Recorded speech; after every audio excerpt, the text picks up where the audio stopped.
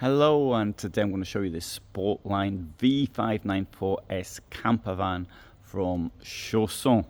And to first look at it, I quite like this graphics. Obviously that depends from one person to another what they think of graphics like this, but let's have a look at some of the things on it. That's going to cost just 63,215, but this qualifies for a tiny van. It's tiny van status, I should say. 541 centimeters in overall length. This vehicle, as you have noticed, comes with this tent in the roof, and it's the tent in the roof which counts for quite a significant amount of that price I showed you. Of course, the most significant thing is the Fiat chassis. That's the most expensive part of the whole vehicle. In the front, plenty of space above your head, so you don't bang your head on anything as you get out the driver and passenger seats. Forward-facing bench, table which can be extended, and if for a vehicle measuring only 541 centimeters, the table is a pretty large size.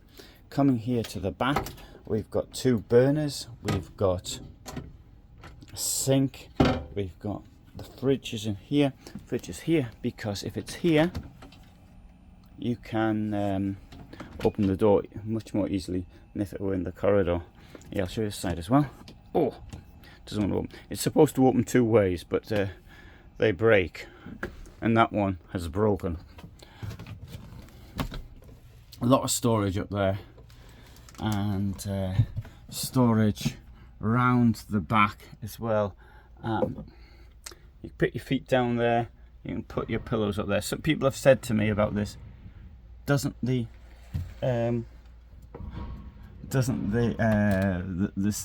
position of the lockers worry somebody who is sleeping here? Or I mean, can't you sleep up?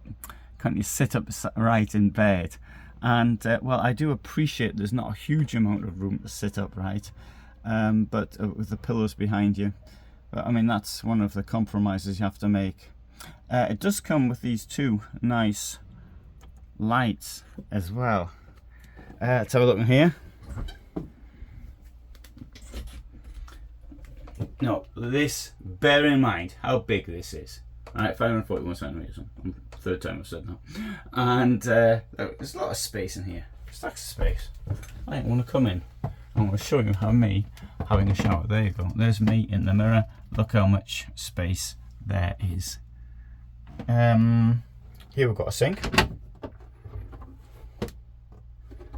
And here we've got some space to store things. And there's a window, so you can keep an eye on what's going on outside. Toilet down there.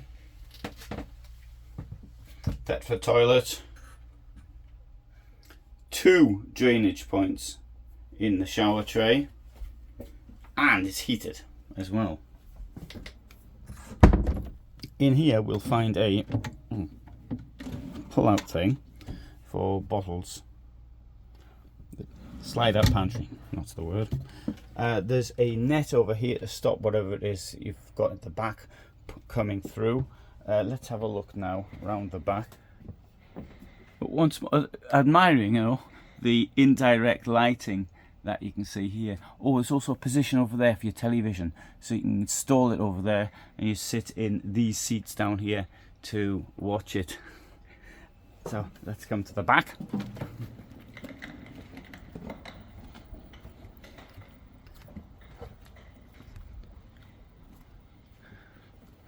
So they're using it to carry stuff around with. Let's have a look here. There you have a little bit of space. Equipment compartment. Well, I think it's quite obvious when you actually look inside that that's an equipment compartment.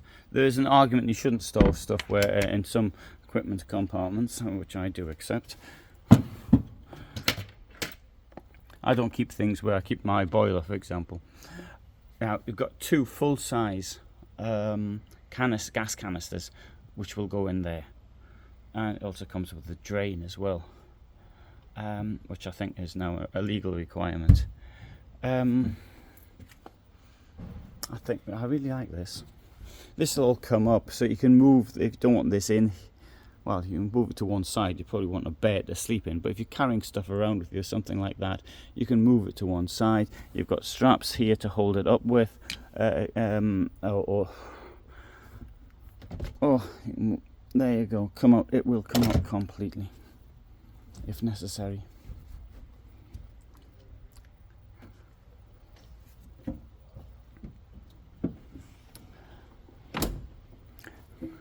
That really appeals to me. It's got a 7-year guarantee, and right, there's your Truma exhaust from the boiler. That's your toilet cassette. And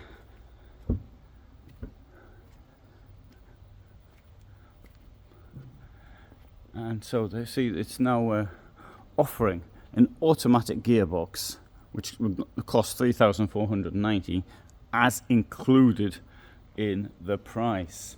I was at a press conference for Fiat Ducato, so the camper section, and they said that 70% of vehicles they supply are an automatic gearboxes. Now in the United States, I know that might be 30% even manual.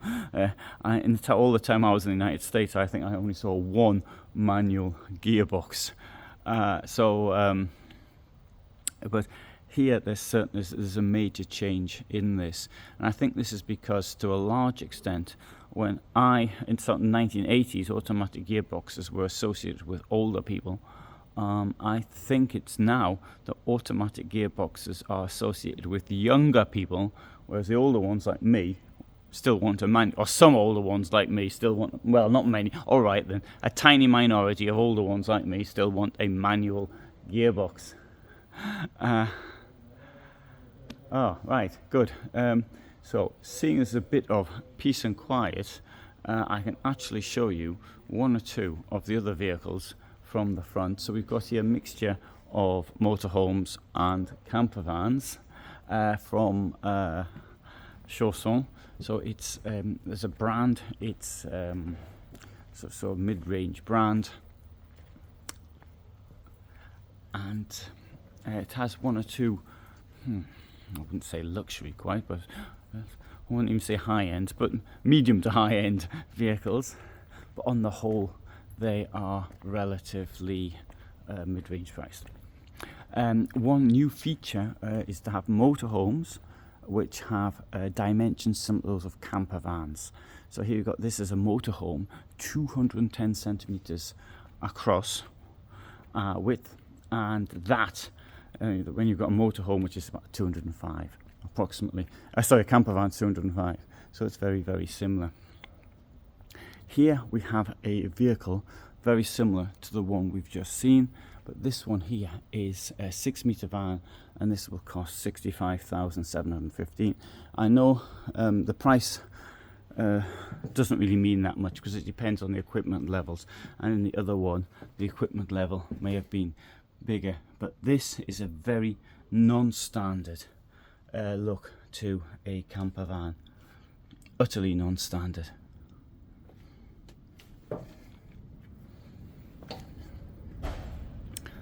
Anyway, good. So this is what it looks like when there's no one in, and I'll take you back to the vehicle. You can hear the planes outside. This is really close to the airport, and so you get the planes all night. A friend of mine staying in a hotel at the airport, so he can't sleep at all because of the racket. I'll just say something about the tent actually. Now obviously a tent has no more insulation than the shirt I'm wearing right now, but there's a company called X-Glue in Germany, and they manufactured, X-Glue actually not in Germany, they're in Latvia, but they've got offices in Germany, but they've manufactured a system of insulation for roof tents. Now it's been used in the Hymer Venture S, it's been used in the Bürstner gallery, for example. These are very expensive vehicles, but now you can find it in the Adria Twin Sport, which admittedly is still much more expensive than the Chausson camper van, but the fact is it will be possible before long to see properly insulated roof tents, and I think it's only a matter of time before even companies like Chausson start using them. I'll give you a link to a video I did about X-Glue. So thanks very much for watching. That's a tiny van in, according to my classification. Hope you found it interesting, and I upload every day at 21:15, so if there's the sort of thing you're interested in, then please please subscribe. But for the moment, from me in Germany, all the best. Bye for now.